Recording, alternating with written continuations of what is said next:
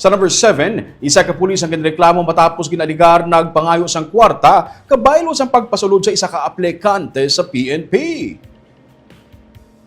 Ginreklamo sa Police Station 4 sang isa ka 30 anyos ka aplikante sa Bacolod City. Ang isa ka pulis nga nagpasalig sa iya nga makasulod siya sa recruitment sang Philippine National Police kabaylo sang kwarta. Sa impormasyon sa Bacolod City Police Office, isa ka babae nga pulis ang ginreklamo, isa ka non-commissioned officer, ang pulis nga na-assign sa Police Regional Office, Negros Island Region. Sunod ka PRO-NIR Director, Police Brigadier General Romano Cardinio, 10,000 pesos ang unang aging bayad sang aplikante sa pulis, kag nanukot pag-init isang dugang nga 40,000 pesos. Posible man suno sa iya nga nagpasugot na lang ang aplikante nga magbayad, bangod ini na ang last chance niya nga makasulod sa recruitment bangod sa iya nga edad.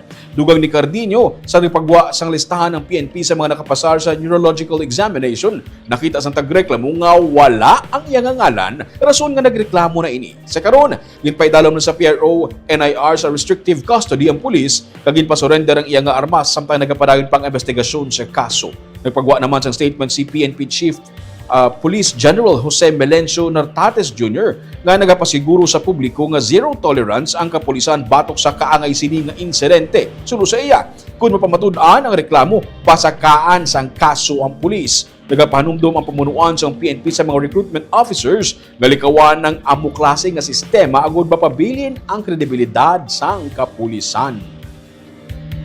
Dun sa ating recruitment service na mga pulis na nakabantay dyan, sana paigtingin nyo pa yung pagbabantay natin sa mga ganitong insidente dahil para hindi masira ang ating kredibilidad sa pagre-recruit. Kasi nga, we practice yung painless, hindi natin kilala kung sino yung aplikante natin.